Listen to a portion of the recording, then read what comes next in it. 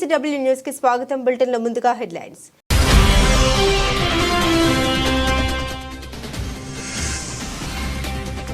Pacific ద్వీప దేశాన్ని కుదిపేసిన భారీ భూకంపం. నెట్టింట వైరల్ అవుతున్న వీడియోలు.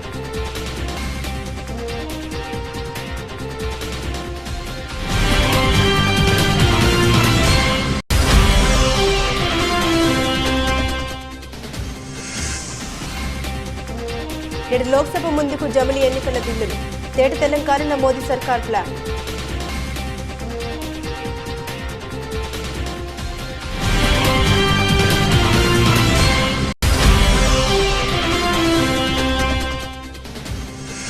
ఏడాది పాలనలో కాంగ్రెస్ ప్రభుత్వం చేసిన అప్పు 1,27,208 కోట్లు. అసెంబ్లీలో వెల్లడించిన మాజీ మంత్రి హరీష్ రావు.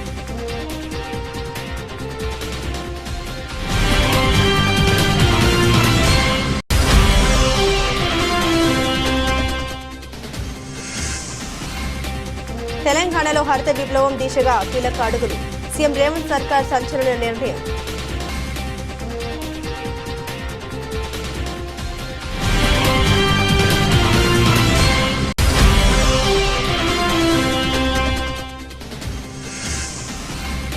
పోలవరం ప్రాజెక్టు ట్రెండ్ మార్చేసిన ముఖ్యమంత్రి చంద్రబాబు నాయుడు. 2026కే టార్గెట్ సెట్ చేసిన AP CM.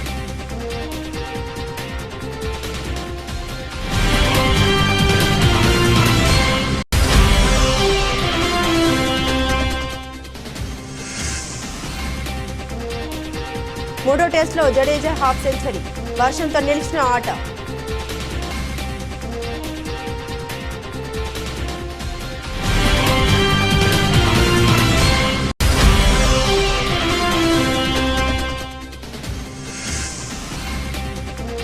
Mahesh Rajamouli cinema జనవరిలో షూరు. సంక్రాంతి తర్వాత రెగ్యులర్ షూట్ ప్లాన్ చేసిన జక్కన్న.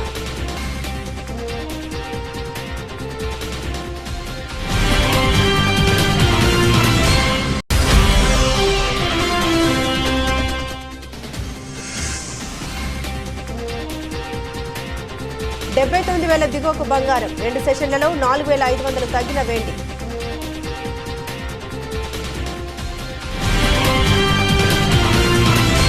దక్షిణ పసిఫిక్ మహాసముద్రంలోని వనౌటు తీరంలో మంగళవారం భారీ భూకంపం సంభవించింది. USGS తెలిపిన వివరాల ప్రకారం భూకంప తీవ్రత 7.3గా నమోదైంది. భూకంపం 57 కిలోమీటర్ల లోతులో సంభవించింది. ద్వీప దేశంలో అతిపెద్ద నగరమైన పోర్ట్ విలాకు పశ్చిమాన 30 కిలోమీటర్లు కేంద్రీకృతమైంది. అదే ప్రదేశానికి సమీపంలో 5.5 తీవ్రతతో భూకంపం సంభవించింది. మరోవైపు భారీ భూకంపం కారణంగా స్థానికంగా సునామీ హెచ్చరికలు జారీ చేశారు. భూకంపం సంభవించిన ప్రాంతంలో ప్రాథమిక సమాచారం మేరకు భారీ నష్టం జరిగినట్లు తెలుస్తోంది. భూకంపం కారణంగా పలు ప్రాంతాల్లో భవనాలు ధ్వంసమయ్యాయి. ఇందుకు సంబంధించిన వీడియోలు సోషల్ మీడియాలో వైరల్ అవుతున్నాయి. ఈ వీడియోల దృశ్యాల ప్రకారం భారీగానే నష్టం వాటిల్లినట్టు తెలుస్తోంది. భారీ అలలు పోర్టు విలాకు చేరుకున్నాయి. వనౌట్లో కొండ చర్యలు విరిగిపడ్డట్లు తెలుస్తోంది. ఇందుకు సంబంధించిన ఫోటోలు సైతం సోషల్ మీడియాలో వైరల్ అయ్యాయి. భూకంపం తీవ్రత ఎక్కువగా ఉండడంతో కొన్ని సెకండ్ల పాటు భూమి కంపించినట్లు వీడియోలు చూడొచ్చు. ఈ క్రమంలో స్థానిక ప్రజలు ఇళ్ల నుండి బయటకు పరుగులు పెట్టారు.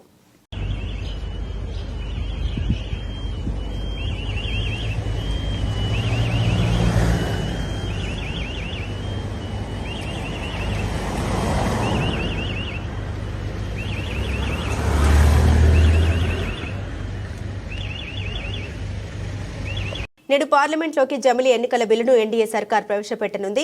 129వ రాజ్యాంగ సవరణ, కేంద్ర పాలిత ప్రాంత చట్టాల సవరణ 2 బిల్లుని సోమవారం ప్రవేశపెడతారని చర్చ జరిగింది. కానీ లోక్సభ రివైజ్డ్ బిజినెస్ జాబితాలో ఆ 2 అంశాల ప్రస్తావనే లేదు. జమిలీ ఎన్నికల బిల్లు నేడు పార్లమెంటు ముందుకు రానుంది. నిజానికి నిన్నే వన్ నేషన్ వన్ ఎలక్షన్స్ కు సంబంధించిన 2 బిల్లులు ప్రవేశపెడతారని అందరూ భావించారు. కానీ ఒకవైపు ప్రతిపక్షాల నుండి అభ్యంతరాలు, మరోవైపు రాజ్యసభలో రాజ్యాంగం పైన చర్చ నేపథ్యంలో బిల్లు వాయిదా పడింది. నేడు జమిలీ ఎన్నికల బిల్లు లోక్సభలో ప్రవేశపెట్టబోతున్నారు. మరి పార్లమెంట్లో బలం సాధించే దిశగా ఎన్డీఏ సర్కార్ ప్లాన్ ఏంటి అనేది ఆసక్తికరంగా మారింది. ఇప్పుడు లోక్సభ, అసెంబ్లీ ఎన్నికలకు దేశవ్యాప్తంగా ఒకేసారి నిర్వహించే విధంగా వన్ నేషన్ వన్ ఎలక్షన్ నినాదాన్ని ఎన్డీఏ సర్కార్ తెరపైకి తెచ్చింది. ఇటీవల జమిలీ ఎన్నికల బిల్లును కేబినెట్ ఆమోదించింది. 129వ రాజ్యాంగ సవరణ, కేంద్ర పాలిత ప్రాంత చట్టాల సవరణ 2 బిల్లులను సోమవారం ప్రవేశపెడతారని చర్చ జరిగింది. కానీ లోక్సభ రివైజ్డ్ బిజినెస్ జాబితాలో ఆ 2 అంశాల ప్రస్తావనే లేదు. దాంతో వాయిదా అంశంపై తెరపైకి వచ్చింది. మంగళవారం విధిగా సభకు హాజరు కావాలని బీజేపీ బీజేపీ ఎంపీలకు విప్ జారీ అయింది. కేంద్ర న్యాయశాఖ మంత్రి అర్జున్ రామ్ మేఘవాల్ మంగళవారం లోక్సభలో జమిలీ ఎన్నికల బిల్లును ప్రవేశపెట్టేందుకు రంగం సిద్ధమైంది. జమిలీ ఎన్నికలకు సంబంధించి రాజ్యాంగ సవరణతో కూడిన బిల్లును పార్లమెంటు ఉభయ సభలు కనీసం 67% సానుకూల ఓట్లతో ఆమోదించాల్సి ఉంటుంది. అంతేకాకుండా ఎన్నికల అంశం ఉమ్మడి జాబితాలో ఉన్న నేపథ్యంలో ఈ బిల్లుకు దేశంలోని కనీసం సగం రాష్ట్రాల అసెంబ్లీలు ఆమోద ముద్ర వేయాలి. అంటే 543 స్థానాలున్న లోక్సభలో కనీసం 67% అంటే 362 ఎంపీలు ఈ బిల్లుకు అనుకూలంగా ఓటు వేయాలి. దీంతో పాటు రాజ్యసభలో 245 సీట్లలో 67% అంటే 164 మంది సభ్యులు ఈ బిల్లును సమర్థించాలి. దీనికి తోడు కనీసం 14 రాష్ట్రాల అసెంబ్లీలు బిల్లును ఆమోదించాల్సిన అవసరం ఉంది. అయితే లోక్సభలో ఎన్డీఏకు 293 మంది ఎంపీల మద్దతు ఉంటే ఇండియా కూటమికి 235 మంది ఎంపీలున్నారు. అయినా సరే బిల్లు పాస్ అవుతుందనే ధీమాతో ఎన్డీఏ సర్కార్ ఉంది. అన్ని అనుకున్నట్లుగా జరిగితే పార్లమెంట్లో బిల్లు ఆమోదం పొందితే 2029 నుండి జమిలీ ఎన్నికలు జరుగుతాయని నిపుణులు చెబుతున్నారు.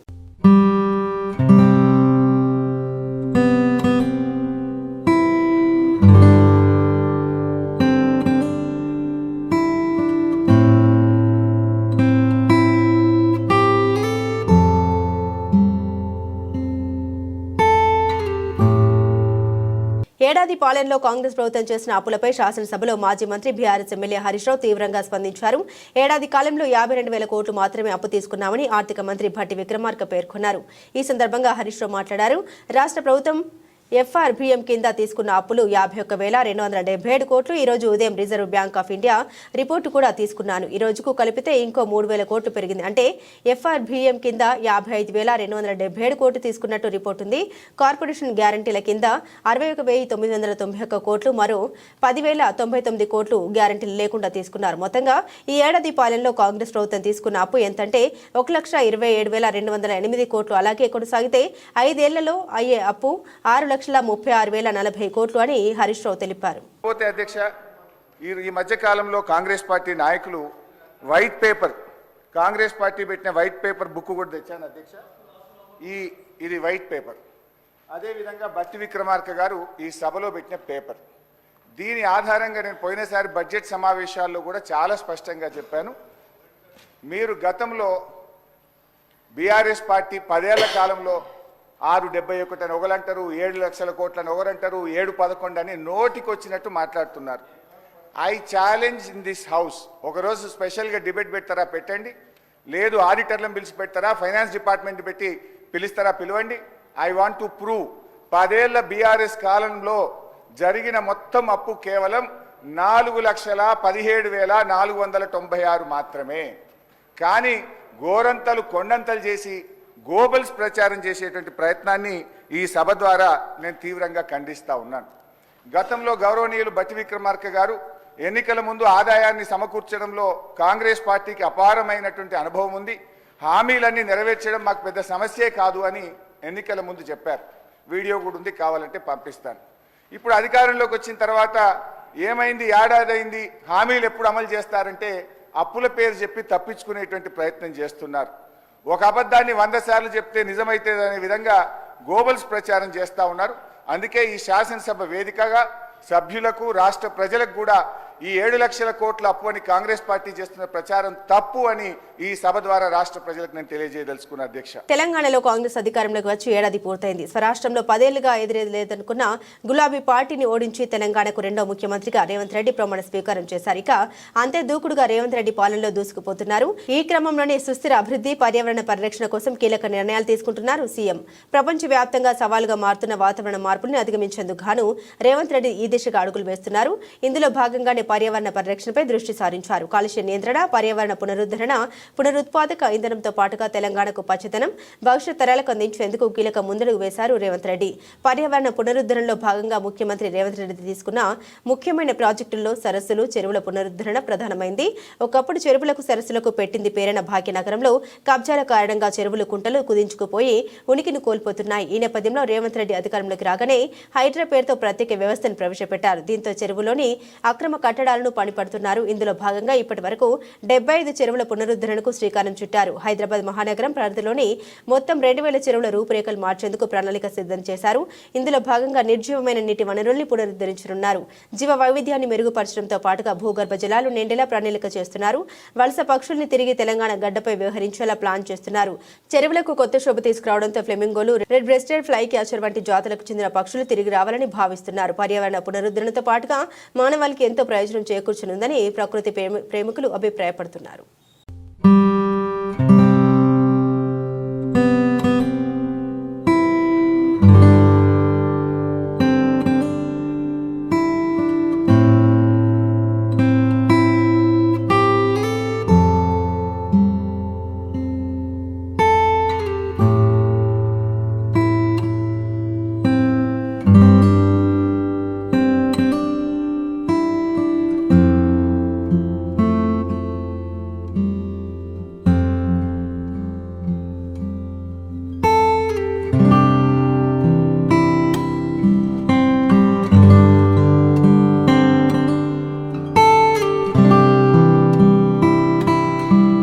కూటమి ప్రభుత్వం అధికారంలోకి వచ్చిన తర్వాత పోలవరం పనుల్లో వేగం పెంచింది. నిర్దిష్ట కాల పరిమితితో ప్రణాళిక రూపొందించి పూర్తి చేయాలన్న లక్ష్యంతో ముందుకెళ్తుంది.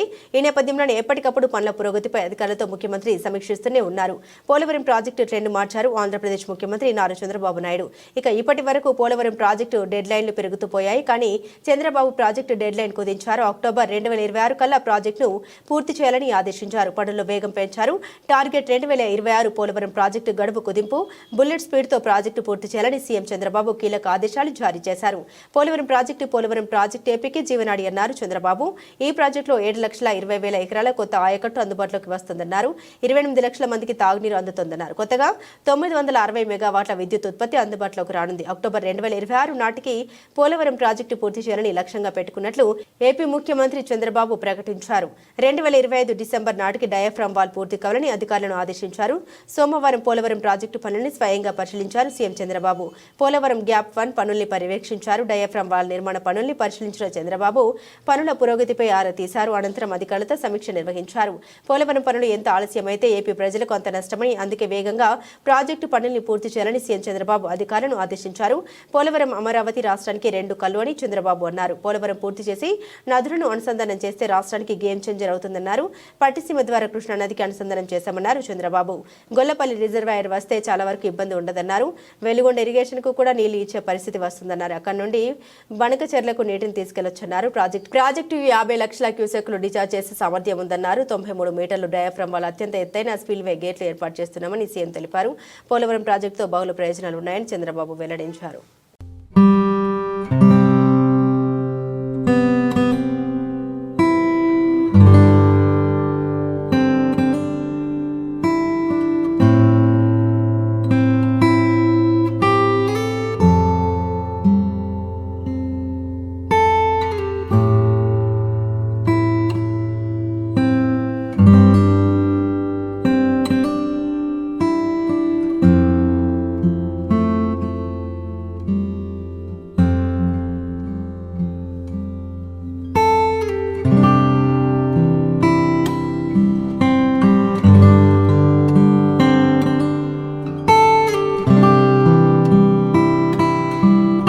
కర్ణాటక నుండి అక్రమంగా కారులో తరలిస్తున్న 90 ml 20 బాక్సుల పెట్రా ప్యాకెట్లను పట్టుకున్నట్లు ఎక్సైజ్ సిఐఎస్ మహేష్ కుమార్ తెలిపారు. స్థానిక ఎక్సైజ్ శాఖ కార్యాలయంలో శనివారం సాయంత్రం ఏర్పాటు చేసిన విలేకరుల సమావేశంలో ఆయన వివరాలు వెల్లడించారు. రాబడిన సమాచారం మేరకు deputy commissioner Nagamaddayya, assistant commissioner Muniswamy, incharge excise superintendent Revathi ఆదేశాలతో శనివారం తెల్లవారుజామున మొలకాలమూరు చెక్పోస్ట్ వద్ద దాడులు నిర్వహించినట్లు ఆయన తెలిపారు.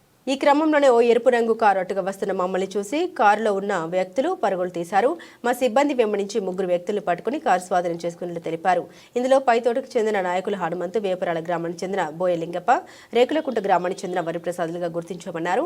పై 3 ఇదివరలోనే అక్రమ కర్ణాటక మద్య రవాణాలో ముద్దాయిలుగా ఉన్నారని వెల్లడించారు. దాడులు నిర్వహించడమైంది. అక్కడ ఉన్న అనుమానాస్పదంగా వచ్చేటువంటి వెహికల్స్ను వాహనాలను తనిఖీ చేస్తా అంటే ఒక ఎరుపు రంగు కారు డిటెక్ట్ చేయడం జరిగింది. వాళ్ళు మమ్మల్ని చూసి వాహన తనిఖీలు గమనించి పారిపోతూ ఉంటే వాళ్ళు పట్టుకొని నిలుపుదల చేసి వాహనాన్ని తనిఖీ చేస్తే అందులో 20 బాక్సుల కర్ణాటక మద్యం ఉంది. సో ఆ 20 బాక్సుల కర్ణాటక మద్యము ఆ ముద్దాయిల్ని విచారణ చేస్తే దాంట్లో మొదటి వ్యక్తి నాయకుల హనుమంతు. సో ఇతను పైతోట గ్రామానికి చెందినటువంటి వ్యక్తి. గత కొద్ది కాలంగా రాయదుర్గం పరిసర ప్రాంతాలకు కర్ణాటక మద్యాన్ని అక్రమంగా సరఫరా చేస్తున్నాడు. అదేవిధంగా ఇంకో వ్యక్తి బోయ లింగప్ప అనే వ్యక్తి వేపరాల గ్రామానికి చెందినటువంటి వ్యక్తి, రాయదుర్గం మండలంలోని ఇది. అతను కూడా తన గ్రామంలో ఈ కర్ణాటక మద్యాన్ని కొనుగోలు చేసి తక్కువ ధరలకు ఎక్కువ మొత్తంలో అమ్మి లాభాలు గడిస్తున్నారు. ఇక మూడో వ్యక్తి వరప్రసాద్. ఈ బోయ లింగప్ప, వరప్రసాద్ అనే వీళ్ళ మీద పాత ఎక్సైజ్ కేసులు ఉన్నాయి. వరప్రసాద్ రేకులకుంట. ఇతడు ఇంతకుముందు కూడా ఒక కారు కేసులో పట్టుబడినాడు. వీళ్ళందరూ కూడా ఒక ముఠాగా ఏర్పడి కర్ణాటక రాష్ట్రం హనగల్లులోని బార్కు దగ్గర తక్కువ రేటుకు లిక్కర్ కొని అన్ని ప్రాంతాలకు సరఫరా చేస్తూ ఉన్నారు. సో విత్ ఎవిడెన్స్ వీళ్ళందరినీ కూడా అదుపులోకి తీసుకొని వీళ్ళ మీద కేసు నమోదు చేసి రిమాండ్కి అనేది పంపడం జరుగుతుంది. అదేవిధంగా డిప్యూటీ కమిషనర్ శ్రీ నాగమదయ్య గారు, అసిస్టెంట్ కమిషనర్ శ్రీ మునిస్వామి గారు, incharge excise superintendent Revathi madam గారు వీళ్ళ ఆదేశాల మేరకు ఈ దాడులు నిర్వహించడం అయింది. వీళ్ళందరూ కూడా తక్కువ కాలంలో ఎక్కువ లాభాలు పొందాలని చెప్పేసి దురాశకు గురై ఈ రకమైనటువంటి కార్యక్రమాలు చేసి వాళ్ళ జీవితాలు నాశనం చేసుకుంటున్నారు. So Rayadurgam prohibition excise station పరిధిలో నేను ప్రజలకు ఇచ్చే సూచన ఏమంటే, ఎక్కడైనా కూడా ఇలాంటి అక్రమ మద్యం రవాణా నోటీస్ చేస్తే ప్రొహిబిషన్ ఎక్సైజ్ స్టేషన్ రాయదుర్గం వారికి తెలియజేస్తే దాని మీద తగు చర్యలు అనేవి తీసుకోబడతాయి. అదేవిధంగా రాయదుర్గం ప్రొహిబిషన్ ఎక్సైజ్ స్టేషన్ పరిధిలో ఉన్నటువంటి పాత ముద్దాయిలందరికీ తెలియజేయడం ఏమంటే, ప్రభుత్వం వారు ఈ కర్ణాటక అక్రమ మద్యం రవాణా మీద చాలా కఠినంగా వ్యవహరిస్తూ ఉంది. అదేవిధంగా ఈ రకమైనటువంటి రవాణాలో పాలు పంచుకొని తమ విలువైన జీవితాలను నాశనం చేసుకుంటున్నారు. సో వీరందరికీ ఇది హెచ్చరిక అయినా అనుకోండి, లేకపోతే విజ్ఞప్తి అయినా అనుకోండి, దయచేసి కర్ణాటక అక్రమ మద్యం రవాణాలో పాల్గొనొద్దు, మీ విలువైన జీవితాలు నాశనం చేసుకోవద్దు. సో ఈ పట్టుబడిన దీంట్లో ఒక కారు కూడా సీజ్ చేయడం జరిగింది. హ్యుండాయ్ వెర్నా కంపెనీకి చెందినటువంటి ఒక కారు, 20 బాక్సుల కర్ణాటక లిక్కర్లు. సో కారు విలువ దాదాపు 3 లక్షల రూపాయల పైన ఉంటుంది. పట్టుబడిన మద్యం విలువ దాదాపు 1 లక్ష రూపాయలు ఉంటుంది. సో మొత్తం 4 లక్షల రూపాయలు విలువైనటువంటి కారు కర్ణాటక అక్రమ మద్యము స్వాధీనం చేసుకోవడం అయింది.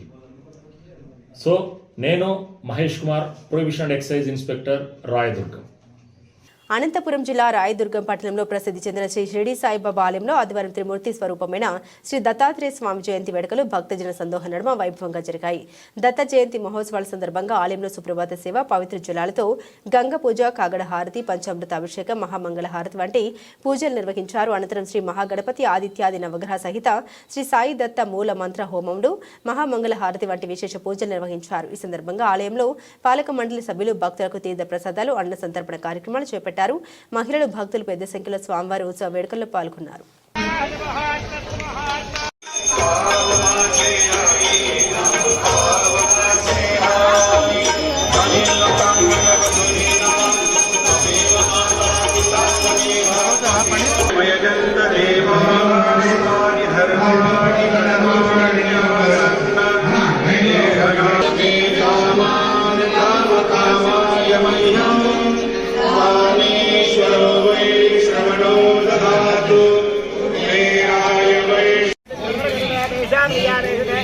మూడో టెస్టులో భారత్ ఎదురొడ్డుతుంది. కేఎల్ రాహుల్, జడేజా మినహా బ్యాటర్లంతా విఫలమవడంతో పీకల్లోతు కష్టాలు కూరుకుపోయింది. జట్టు స్కోరు 200 కూడా దాటడం కష్టమైన తరుణంలో రాహుల్తో జతకట్టిన జడేజా ఇన్నింగ్స్ను ముందుకు నడిపించాడు. అయితే నిలకడగా ఆడుతున్న ఓపెనర్ రాహుల్ను స్పిన్నర్ లియోన్ అవుట్ చేశాడు. అనంతరం క్రీజ్లోకి వచ్చిన నితీష్ రెడ్డి జడేజాకు మంచి సహకారం అందిస్తున్నాడు. ఈ క్రమంలో సీనియర్ ఆల్రౌండర్ 82 బాల్స్లో 50 రన్స్ పూర్తి చేసుకున్నాడు. అయితే వర్షం పదే అడ్డుపడుతూ ఉండడంతో మ్యాచ్ను అంపైర్లు నిలిపివేశారు. ప్రస్తుతం భారత్ 6 వికెట్ల నష్టానికి 180 రన్స్ చేసింది. జడేజా 88 బాల్స్లో 52 పరుగులు, నితీష్ 26 బాల్స్లో 9 రన్స్తో క్రీజ్లో ఉన్నారు. టీమిండియా ఇంకా 265 పరుగులు వెనుకంజలో ఉంది.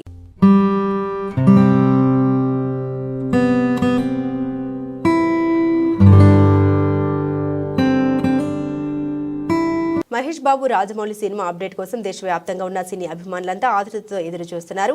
ఈ సినిమా షూటింగ్ ఎప్పుడు మొదలవుతుంది అనే విషయంపై ఇప్పటి వరకు రకరకాల వార్తలు వచ్చాయి. అయితే వాటిలో నిజాలు వెతుకోవాల్సిన పరిస్థితి. తాజాగా ఈ సినిమా షూటింగ్ ప్రారంభానికి సంబంధించి విశ్వసనీయ సమాచారం అందింది. సంక్రాంతి తర్వాత ఈ సినిమా షూటింగ్ కు రాజమౌళి కొబ్బరికాయ కొట్టనున్నారు. ఇందుకు సంబంధించిన ఏర్పాట్లన్నీ కూడా పూర్తయ్యాయని తెలిపింది. హైదరాబాద్ రామోజీ ఫిల్మ్ సిటీతో పాటుగా నగర శివార్లలో కొన్ని భారీ సెట్లను కూడా రూపొందించారు. తొలి షెడ్యూల్ వాటిలోనే జరుగుతుందట. సంక్రాంతి తర్వాత షూటింగ్ మొదలుపెట్టి ఏప్రిల్ వరకు చిత్రీకరణ జరుపుతారని సమాచారం. తర్వాతి షెడ్యూల్ విదేశాల్లో ఉంటుందట. ఈ సినిమా అధికారిక ప్రకటనకు సంబంధించిన గ్లిమ్స్ ఇప్పటికే సిద్ధమైంది. త్వరలో ఇతర నటీనటులను కూడా పరిచయం చేసే అవకాశం ఉందని చిత్ర బృందం చెబుతుంది. ఆనవాయితీ ప్రకారం త్వరలోనే ఓ ప్రెస్ మీట్ ని కూడా రాజమౌళి పెట్టనున్నారట. 1000 కోట్ల బడ్జెట్ తో 2 భాగాలుగా ఈ సినిమాని నిర్మాత కేఎల్ నారాయణ నిర్మిస్తున్నారు.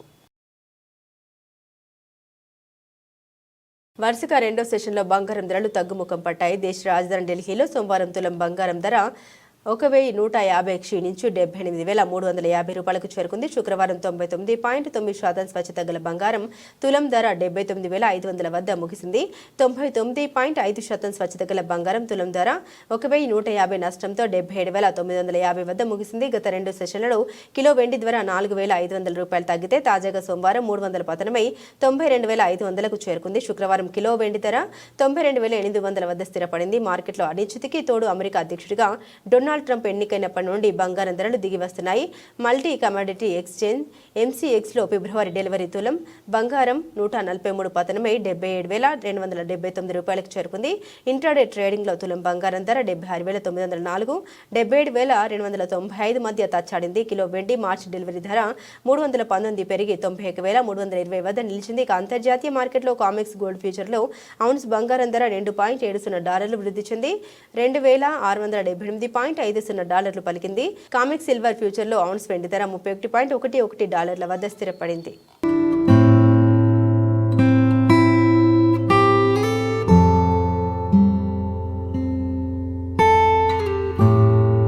బులెటిన్ ముగించే ముందు హెడ్లైన్స్ మరోసారి.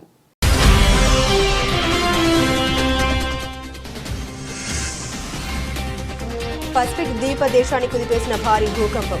నెట్టింట వైరల్ అవుతున్న వీడియోలు.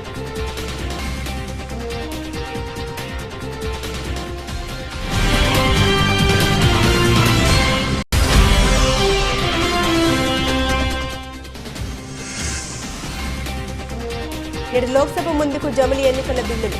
తేట తెలంగాణ మోదీ సర్కార్ ప్లాన్.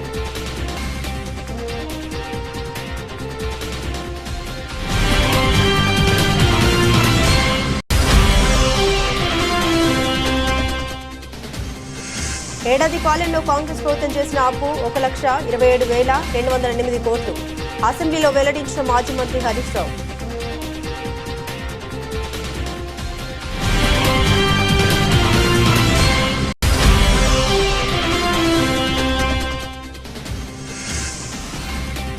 తెలంగాణలో హరిత విప్లవం దిశగా కీలక అడుగులు.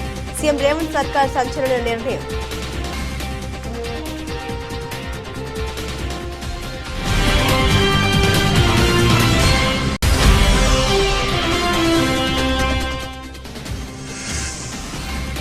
పోలవరం ప్రాజెక్టు ట్రెండ్ మార్చేసిన ముఖ్యమంత్రి చంద్రబాబు నాయుడు.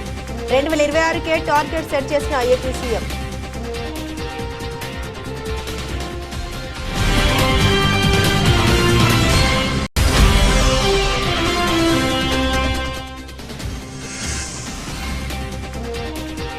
మూడో టెస్టులో Jadeja half century.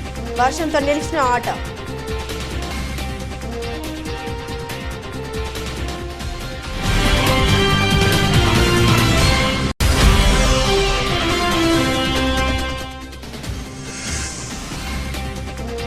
Mahesh Rajamouli cinema జనవరిలో షూట్. సంక్రాంతి తర్వాత రెగ్యులర్ షూట్ ప్లాన్ చేసిన జక్కన్న.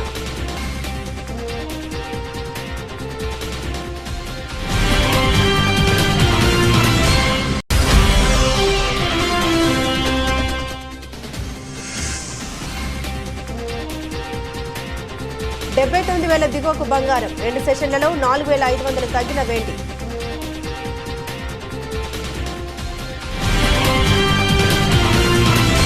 ఇవి బులెటిన్లోని విశేషాలు. తిరిగి మరో బులెటిన్తో మళ్ళీ కలుసుకుందాం. అంతవరకు సెలవు. నమస్కారం.